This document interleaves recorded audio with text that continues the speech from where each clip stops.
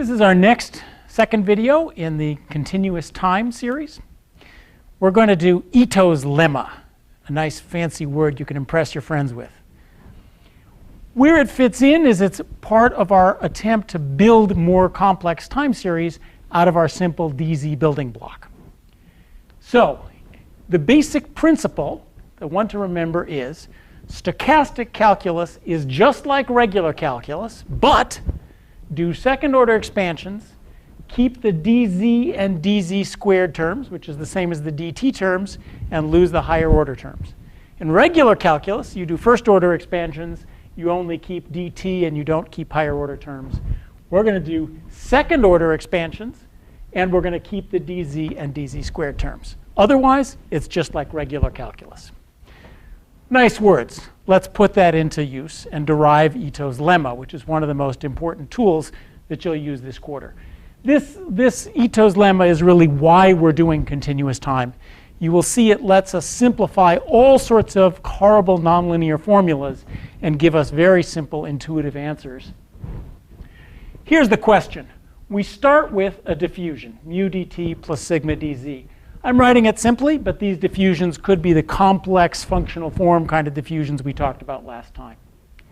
We start with the diffusion process. We want to form another process as some function of the original diffusion. The question is, what process does y follow? As you can see, we're building up another even more complex process by taking a function of a process that we understand. So what does dy follow? If this were regular calculus, you'd say, no sweat. I just use a first order Taylor expansion and keep the dz term. This isn't regular calculus, it's stochastic calculus, so we take a second order expansion and we keep the dz and dt terms. Let's go. Y is f of x, so we want to find dy in terms of dx. Take a second order expansion. Dy is the first derivative, df dx times dx squared. That's the first term of a Taylor expansion.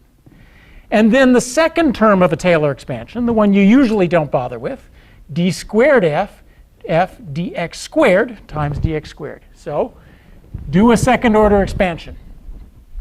Next, let's substitute in dx is mu dt plus sigma dz. So that's that term. Dx squared is sigma squared dz squared. Why? We did that last time. When you square dx, that term is dt squared. We ignore the dt squared terms. The cross term is dt times dz. Those go away. So we keep the dt and below terms. That term is sigma squared dz squared, which is the same as sigma squared dt. Collect terms. We're going to substitute those in and collect terms. So dy is the first term, df dx times mu. The last term, d squared f dx squared times sigma squared, that's the drift term. And then the diffusion term is just df dx sigma dt. That's Ito's lemma. Now look at the interesting thing about it. The diffusion term winds up in the drift term. If f is a concave or convex function, this taking f business affects the drift. We see that all the time in asset pricing. It's called convexity. Assets that are a convex function of something else drift up and down more. You may remember it from economics that if utility is a concave function of consumption, then variation in consumption lowers utility. It's the same sort of phenomenon that's going on here. Let's use this as an example. And the most common example you're going to use, we wrote down a geometric Brownian motion for prices. Hey, how does the log of prices evolve? Let's find out. Let's define y to be the log of the price. Therefore, let's just do Ito's lemma.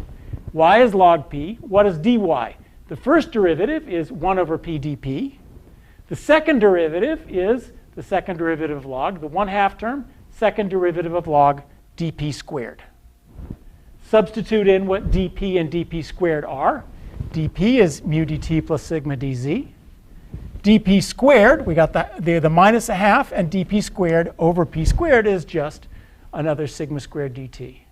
So dyt, the process for the log of the price is mu dt plus sigma dz, but we get the downward drift. The log is a concave function, so the volatility draws down the drift of prices. And you can see, we'll see this all the time, drift adjustments. When there's volatility, the drifts are affected. That's the first example of it. So you know how to do, given a geometric Brownian motion, how do you find the diffusion process that its log follows? Here's another example, and again, one that we're going to use all the time. Suppose you have two diffusions, x and y, and you want to find the process that their product follows. How do you do that? Just remember the formula. Do like regular calculus, but keep the second order terms, and then erase things of order dt higher than dt. Ready to go? D of x and y. We're just going to do Taylor expansions. The partial derivative of the function dxy with respect to x times dxt. Partial derivative with dy times dyt. That's just first order Taylor expansion. The second order Taylor expansion. 1/2, there's two cross terms. The partial derivative with respect to x and y times dx dy. And the partial derivatives with respect to x squared times dx squared. But those, the function xy, the second partial is 0. So those terms drop. Well, this isn't heavy calculus.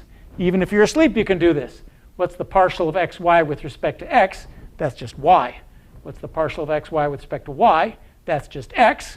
What's the cross partial? That's just 1.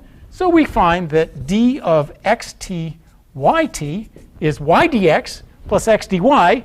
You feel like you woke up like Rip Van Winkle from your calculus class, but wait a minute, there's another term.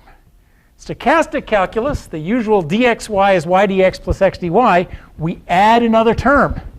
That's because we're keeping the Ito terms. dx can have a dz in it, dy can have a dz in it. Those dz's will take a product together and form a dt. We got to keep terms of order dt. So to review, what have you learned? We've learned Ito's lemma, which gives us a formula for constructing the diffusion of a function of another diffusion, something that we'll use all the time, as in taking logs, taking products, or any other nonlinear transformation. How do you do it? Don't remember the formula, remember the process.